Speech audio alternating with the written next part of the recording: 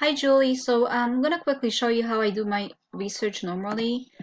So I log into Jungle Scout and I go to product database. I normally stay within the arts and crafts and office product supplies, and there's very few filters that I put in here. You could always revise it. If you think like you're not coming up with enough searches, you could always revise it, but this is what I normally put. For the price, I put 17. Now, Ashley says to find items that sell for 25 and up. When I started, it was actually 20. It was actually 15. So I kind of try to stay like in the middle, like 17. Or sometimes I switch it to 20. So it's up to you. I don't put the net. I don't put the rank because I put the sales. So I feel like once I put in a good number of sales that I want, the rank is kind of gonna correlate to it, and it's going to be pretty much low. So you could, for example, start with estimated sales of minimum 200. I don't put the estimated revenue. We could put, let's say, 50 for now, and then if you're not finding enough results, you could go up with it. Ratings, I don't put, although you could put rating. So then sometimes you find listing that maybe an average rating is 3.5, and then you could just do that product and just improve it. So there's different ways. This is just how I do it. I don't put the weight. I don't put the number of sellers or the listing. So you just click search, and then you're obviously going to go through the list. Now, at the top of my head, I try to stay away from things like this where it's a ton of pieces per, let's say, pack, right? Not that there's anything wrong with it. This is just my own preference. I think it's just easier to deal with like a single product. So it's totally up to you. So I pretty much go down the list and look at the stuff that that would caught my eye. This, for example, I did look into this item before, and Ashley did say it's a good item. I just didn't, I don't know, I just decided to go with something else. Now, when you go down the list, one thing that caught my eye last time are these classification folders. It's a 10 pack. So it's selling for 23. After the fees, your net is almost $16. Now it's almost £3, and it only has 11 reviews. This is another one, only has 2 reviews. Now look at the sales. It's selling 858, 264. So in this case, what I would do is I would go to Amazon, type in classification folders, and then it's going to show me all the classification folders. And then I have the Jungle Scout extension. So once you press it, it's gonna show you numbers for all the classification folders listed on here, okay? And then you have different brands, you have the prices, ranks, and look at the sales. It's 1,700, 13, 9,000. Now, what I like the most is that they have very little reviews. Okay, look at this. Like the only one that's high is 136 or 66, 143. But this is not something, skyrocketing. Look at this one. This one only has 2 reviews and they have 243 sales. This one has 11 reviews and this one has 716 sales. So this, you could probably easily get 10 people to buy a product and have those 10 reviews right away within first 2-3 weeks. So this is something I would definitely look into, and I don't want to add it to get it tracked for 7 days until I check it on, let's say, Alibaba. Okay, because why would you waste your time if you don't even know what it's gonna cost you? Okay, now, mind you, always make sure that it's the right size, because I know these come in different sizes. Now, they have some amazing prices, but also they have high numbers of minimum quantity. But then keep this in mind. This is 1,000 pieces, and you're doing a 10 pack. So you're gonna order 100 samples and not necessarily 1,000 separate pieces, if that makes sense. You could always, filter it, and you could put, let's say you want 200. Let's put 500 because you're gonna do a pack of X amount. So let's see if there's any. Let's see, it's not bringing that many results.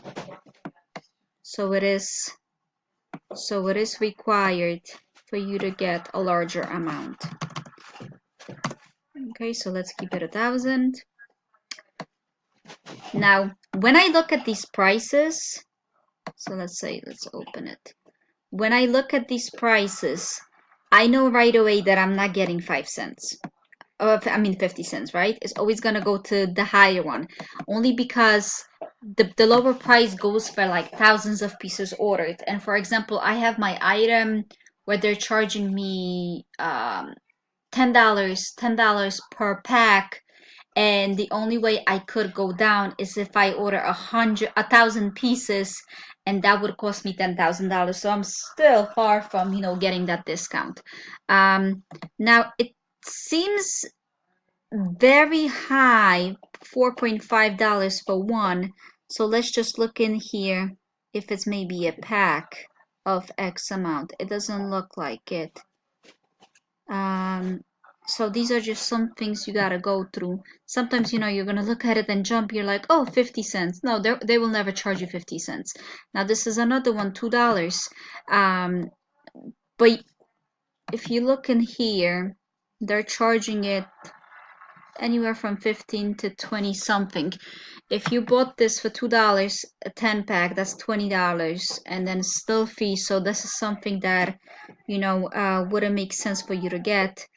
But you could definitely look into it, see the descriptions. Maybe they do really mean that it's X amount in a pack for that price. And then you also got to make sure to count in the shipping, because the shipping's not included in it.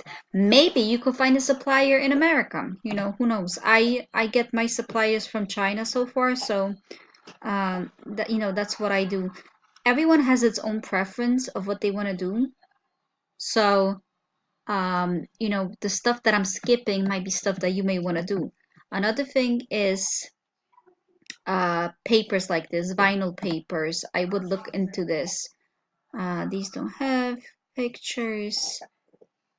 I would look into glitter heat transfer. I would look into tape. I've checked those. There's a bunch of items that I checked in the past, but I just never, decided to go with it. So you're gonna see yourself that over time you're gonna go with a lot of items. Now I did check this one before. So okay, the keyword I guess is a word ribbon. Okay, so I got all these, and then let's check Jungle Scout. Now the price wise, there's few that are low priced. But let's say this one is a 75 pack, and it's going for $24, and it's 203 sales. So let's check it on Alibaba.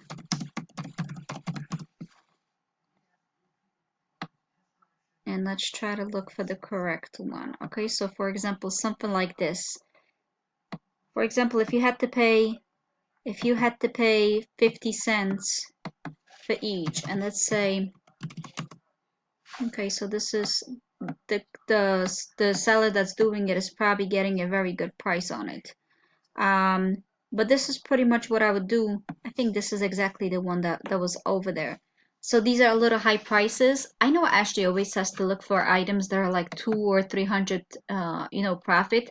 I never really found anything like that. I have a friend who did though, so I'm not saying it's impossible, but my two products, they're actually I think on one I'm gonna make maximum 80% profit ROI, and the second one probably close to the same, which I'm fine with as long as I'm selling my stuff. Another thing that you could look into that I found before is I think it's called Lego tape. Okay. I actually ordered samples of these, right? And I found good prices on Alibaba.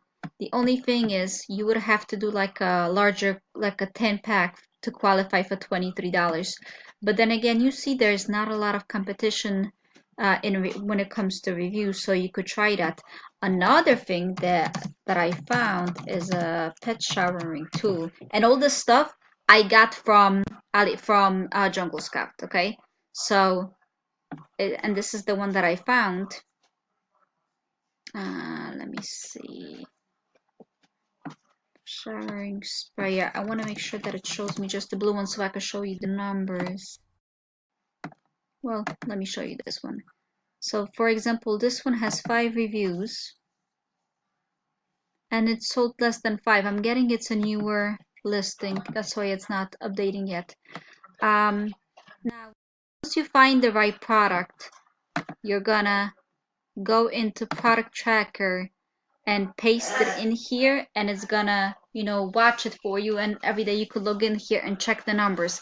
I only did it for the first time because I feel like, once you check the reviews, once you check Jungle Scout extension, the numbers are accurate, and I just didn't have the need to keep on looking at the 7 days.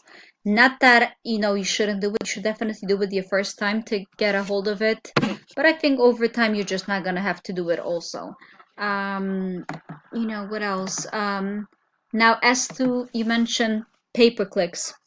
You never really know how much you're going to have to spend on pay-per-clicks. Ashley says to always start with $5. Obviously, it's never going to be just $5. I could tell you on my item, it's in arts and crafts, I'm spending on average $25. And obviously, I could spend more, but I just don't want to. I think the good indicator of how much you're going to be spending on PPC is the number of reviews your competition has. The more reviews they have, the higher your PPC will be. So for example, my competition the main one has like 30, 40 reviews, and I'm spending $25. Now I have a second product that I actually did a launch a little different. I'm trying to get the reviews first, and I don't have any pay-per-clicks on it yet.